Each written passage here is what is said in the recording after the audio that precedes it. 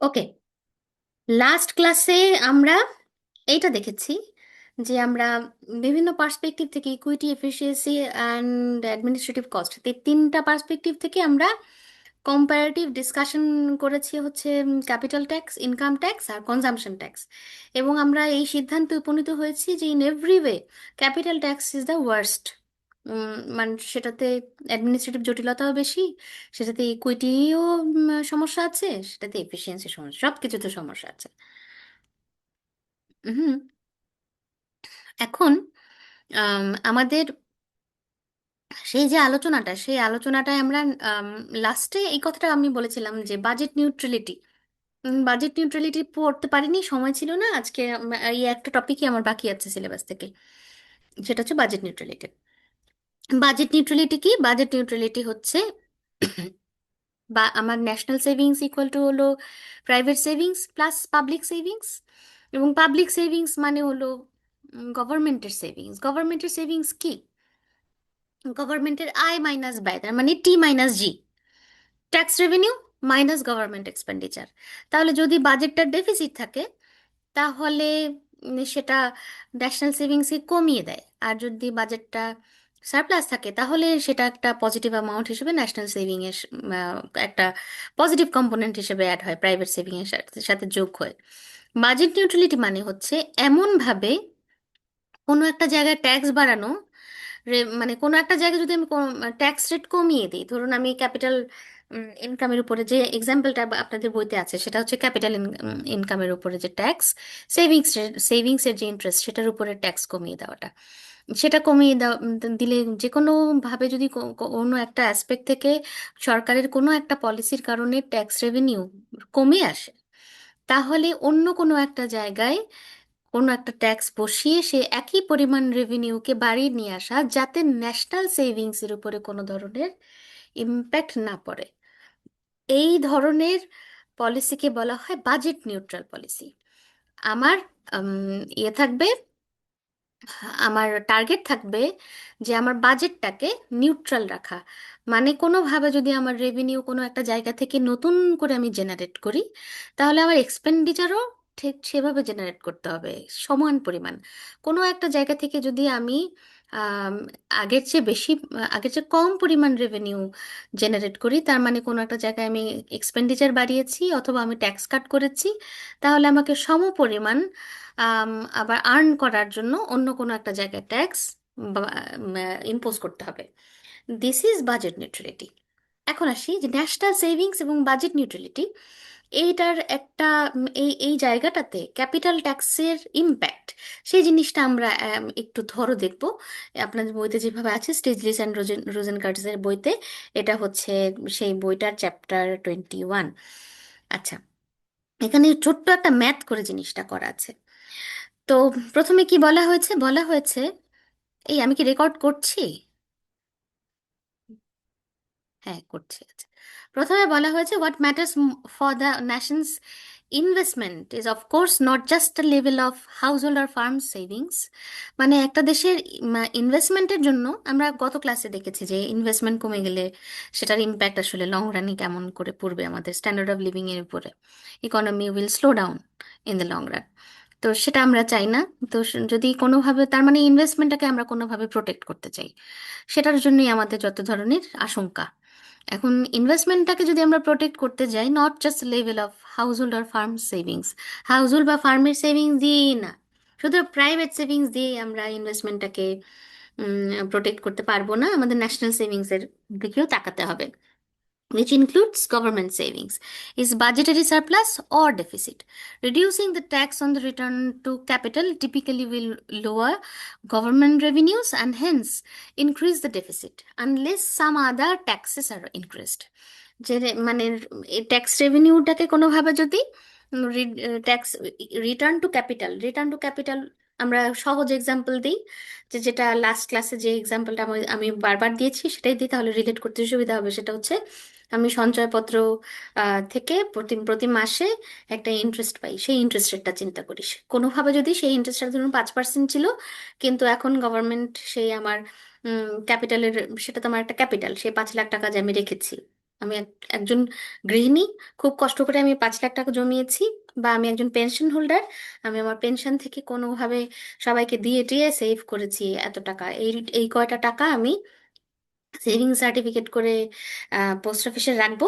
সেখান থেকে মাসে মাসে আমি 5% রিটার্ন পাই। সেই রিটার্নের উপরে গভর্নমেন্ট ট্যাক্স যদি কাট করে, ধরুন আমাকে, আমি জানতাম যে আমার আফটার ট্যাক্স রিটার্ন হচ্ছে 5%, কিন্তু কোনোভাবে ট্যাক্স কাটের কারণে আমি এখন 5.25% পাচ্ছি, এরকম একটু বাড়ছে। সেরকম আমাদের এখানকার এক্সাম্পলটা, যে reducing the tax on the return to capital typically will lower government revenue. এই যে গভর্নমেন্ট আমার ইন্টারেস্ট রেটের ওপরে ট্যাক্স একটু কমিয়ে দিল, সেটার কারণে স্বাভাবিকভাবে গভর্নমেন্টের রেভিনিউ একটু কমে যাবে। Under plausible conditions the increased deficit more than offsets the increased private savings. So national savings, the investment is actually reduced. এইটারই একটা আপনাদের এখানে একটা ম্যাথমেটিক্যাল এক্সাম্পল দেওয়া আছে। এই ম্যাথমেটিক্যাল এক্সাম্পলটা আমি লিখবো, আর আপনারা একটু সাথে আমার সাথে সাথে খাতায় লিখবেন।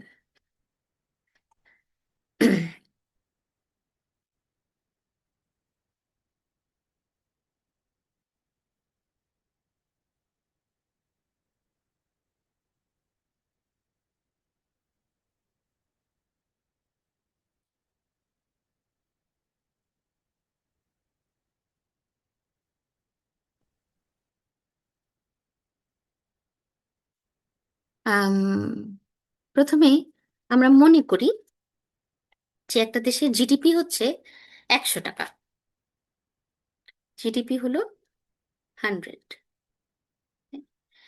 এখন, এবং সেই দেশের ক্যাপিটাল ইনকাম কত? ক্যাপিটাল ইনকাম হলো সেই দেশের GDP 20%। Capital income equal to 20% of GDP. তার মানে গ্রস ডোমেস্টিক প্রোডাক্ট, তার মানে একটা দেশের জিডিপি, লেফট হ্যান্ড সাইডেও আমরা চিন্তা করতে পারি, এক্সপেন্ডিচার মেথডেও চিন্তা করতে পারি, ইনকাম মেথডেও চিন্তা করতে পারি, যেভাবেই চিন্তা করি আমাদের একটা জিডিপি ক্যালকুলেশন আছে, সেই ক্যালকুলেশনের 20% হচ্ছে ক্যাপিটাল ইনকাম। মানে দেশের হাউস হোল্ড এবং ফার্ম সবাই মিলে ক্যাপিটাল ইনকাম জেনারেট করেছে, হচ্ছে তার যে ইনকামের যে পুরোটা, সেই পাইয়ের ভেতর থেকে 20% হচ্ছে capital income. Capital tax rate আমরা ধরি, capital tax rate equal to আবার ধরলাম 20%, ক্যাপিটাল ট্যাক্স রেট হচ্ছে 20%। তার মানে ক্যাপিটাল ইনকামের উপরে গভর্নমেন্ট 20% রেটে ট্যাক্স নেয়। এখন আমরা যদি মনে করি, উম, প্রথমে আমরা এইটা ক্যালকুলেট করি, এক নম্বরে নাম্বার ওয়ান দিই, আমরা প্রথমে ক্যালকুলেট করি হচ্ছে ক্যাপিটাল ইনকাম। তাহলে ক্যাপিটাল ইনকাম কত হবে? জিডিপি যদি হয় হলো 100 টাকা, এবং 20 টাকা হয় হচ্ছে আমার ক্যাপিটাল ইনকাম, তাহলে হাউস হোল্ড এবং ফার্ম এরা সবাই মিলে 20 টাকা, 20% যদি হয় জিডিপির, এবং 100 টাকা হয় হলো জিডিপি, সহজভাবে আমরা পার্সেন্টেজ যেহেতু ধরেছি তাই এইভাবে ধরলাম, তাহলে ক্যাপিটাল ইনকাম কত টাকা? 20 টাকা। ওকে, দুই নাম্বার হলো, তাহলে এই ট্যাক্স কাটের আগের, before tax, tax cut tax revenue কত ছিল, এটা যদি আমরা ক্যালকুলেট ক্যালকুলেট করতে যাই, ট্যাক্স রেভিনিউটা কত ছিল? তাহলে এই এই যে 20 টাকা ক্যাপিটাল ইনকাম, সেই 20 টাকার 20% ক্যাপিটাল ট্যাক্স রেট যেহেতু 20%, তাহলে ট্যাক্স রেভিনিউ হলো 20% অফ 20, ইকুয়াল টু কত হবে? 4। ওকে, এইটুকু কি ম্যাম, বুঝতে পেরেছো? এটা আফটার ট্যাক্স কাট হবে না? না, এটা বিফোর ট্যাক্স কাট। এখনো তো ট্যাক্স কাটের কথাই আমরা যাইনি, আমরা অ্যাজিউম করছি যে একটা দেশ, সেই দেশের ধরুন বাংলাদেশ, বাংলাদেশের জিডিপি হচ্ছে 100 টাকা, সেই 100 টাকার মধ্যে 20 টাকা হচ্ছে ক্যাপিটাল ইনকাম, এবং আমরা বলছি ক্যাপিটাল ট্যাক্স রেট হচ্ছে 20%। তাহলে ট্যাক্স রেভিনিউ কতটুকু জেনারেট করে গভর্নমেন্ট ওই 20 টাকা থেকে? 20% অফ 20, সেটা হচ্ছে 4 টাকা। তাহলে আমরা যদি বলি যে জিডিপির কত পার্সেন্ট উম, এই ক্যাপিটাল ট্যাক্স, ট্যাক্স রেভিনিউ হিসেবে গভর্নমেন্ট, রেভিনিউ হিসেবে ক্যাপিটাল থেকে গভর্নমেন্ট আর্ন করে, তাহলে সেটা আমরা বলবো যে 4% of GDP goes to revenue from capital tax. এখন আমরা চিন্তা করি, 3 নম্বরে চিন্তা করি যে ক্যাপিটাল ট্যাক্স রেটটা কমে 20% থেকে 10% হয়ে গেল, অর্ধেক হয়ে গেল, 20% থেকে 10% হয়ে গেল। ক্যাপিটাল ইনকাম এখনো 20 টাকা, মনে রাখতে হবে যে ক্যাপিটাল ইনকাম শর্ট রানে ধরুন এই যে 20%, 20% থেকে 10% হয়ে গেল, এই জন্য সেভিংস বাড়বে, ইনভেস্টমেন্ট বাড়বে, সেটার একটা প্রভাব আমরা ক্যাপিটাল ইনকামের উপর দেখতে পারবো, কিন্তু সেটার জন্য সময় লাগবে। ইমিডিয়েটলি যদি গভর্নমেন্ট সেই ট্যাক্স কাট করে, সাথে সাথে কিন্তু ক্যাপিটাল ইনকাম যে 20 টাকা, 20 টাকা থেকে কিছু পরিবর্তন হবে না, 20 টাকা 20 টাকাই আছে শর্ট রানে। ইন দ্য শর্ট রান, কারণ কোনো ধরনের অন্য কোনো সেভিংস ইনভেস্টমেন্টে চেঞ্জ এখনো হয়নি। তখন যদি ট্যাক্স রেভিনিউ আবার হিসাব করি যে এখন ট্যাক্স রেভিনিউ কত টাকা, তাহলে দেখতে পারবো 10% অফ 20, তার মানে সেটা হচ্ছে 2, তার মানে 2% of GDP goes to revenue from capital tax. এখন আসি 4 নম্বরে। 4 নম্বরে চিন্তা করি তাহলে রেভিনিউ লস কত টাকা। এই যে 4% থেকে 2% হয়ে গেল, তাহলে রেভিনিউ লস হচ্ছে 4 - 2 ইকুয়াল টু 2% অফ জিডিপি। তার মানে ন্যাশনাল সেভিংস থেকে আমরা কত পার্সেন্ট কমে গেল দেখলাম, সেটা এখনো বের করতে পারিনি, ন্যাশনাল সেভিংস যেহেতু প্রাইভেট এবং পাবলিক সেভিংস। তাহলে আমরা দেখতে পাবো যে গভর্নমেন্টের রেভিনিউ লস হচ্ছে, আপাতত এটুকু দেখলাম যে গভর্নমেন্টের রেভিনিউ লস হলো 2%। গভর্নমেন্টের আগে 4% অফ জিডিপি গভর্নমেন্ট রেভিনিউ হিসেবে জেনারেট করতো ক্যাপিটাল ইনকাম ট্যাক্স থেকে, এখন সেটা 2% অফ জিডিপি করে। যেহেতু ট্যাক্স রেট অর্ধেক হয়ে গেছে, তার রেভিনিউ অর্ধেক হয়ে গেছে। আচ্ছা, এখন 5 নম্বর স্টেজে আমরা দেখি যে তাহলে ডেফিসিট যদি ধরুন এমন যদি হতো যে জি হলো গভর্নমেন্টের এক্সপেন্ডিচার 30 টাকা এবং ট্যাক্স রেভিনিউ 30 টাকা, তখন ডেফিসিট হতো কত, 30 - 30। এটা যদি হতো জি, এটা -টি, তাহলে এটা হতো 0। আর এখন কি হচ্ছে, এখন যেহেতু এখন আমরা বলতে পারি যে গভর্নমেন্টের এক্সপেন্ডিচার যদি আগের মতোই থাকে, ট্যাক্স রেভিনিউ এখন 2 টাকা কম জেনারেট হয়, তাহলে এখন ট্যাক্স রেভিনিউ জেনারেট হয় 28 টাকা। তাহলে বর্তমানে আমরা যদি এই একই ডেফিসিট ক্যালকুলেট করতে যাই, আমরা পাবো D equal to 30 - 28 equal to 2।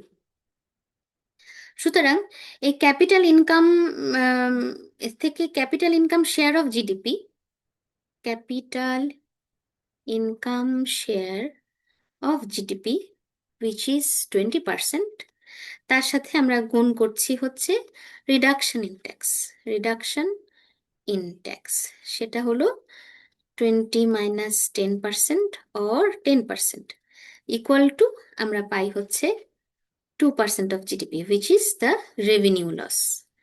আচ্ছা, এখন আমরা দেখি যে তাহলে এটা আমরা দেখতে পেলাম যে ন্যাশনাল সেভিংস ইকুয়াল টু, আমি যদি লিখি যে ন্যাশনাল সেভিংস ইকুয়াল টু হলো private savings plus public savings, তাহলে আমরা দেখলাম যে পাবলিক সেভিংসের অংশ থেকে আমরা দেখছি 2% অফ জিডিপি কমে গেছে। এখন প্রাইভেট সেভিংসটাও যদি আমরা বের করতে পারি যে কত পার্সেন্ট অফ জিডিপি, এটা তো বাড়বে, রাইট? যেহেতু ট্যাক্স রেট কমেছে সেভিংসের উপরে, ক্যাপিটাল ইনকামের উপরে ট্যাক্স রেট আগে যা ছিল 20%, তার থেকে অর্ধেক হয়ে গেছে, তাহলে প্রাইভেট সেভিংস তো বাড়বে। এখন প্রাইভেট সেভিংস যদি 2% বাড়ে, তাহলে ন্যাশনাল সেভিংসের কোনো চেঞ্জ হবে না। প্রাইভেট সেভিংস যদি 2%-এর চেয়ে কম বাড়ে, তাহলে স্বাভাবিকভাবে এখানে -2 আর এখানে কিছু যদি আসে যেটা 2-এর চেয়ে কম, তাহলে ন্যাশনাল সেভিংস ওভারঅল কমবে। আর যদি প্রাইভেট সেভিংস 2-এর চেয়ে বেশি হয়, তাহলে ন্যাশনাল সেভিংস বাড়বে। এখন সেটা কি হয় সেটা আমরা দেখি, মোস্ট অফ দ্য কেসে যেটা হয় সেটা দেখব। এটুকু লেখা শেষ।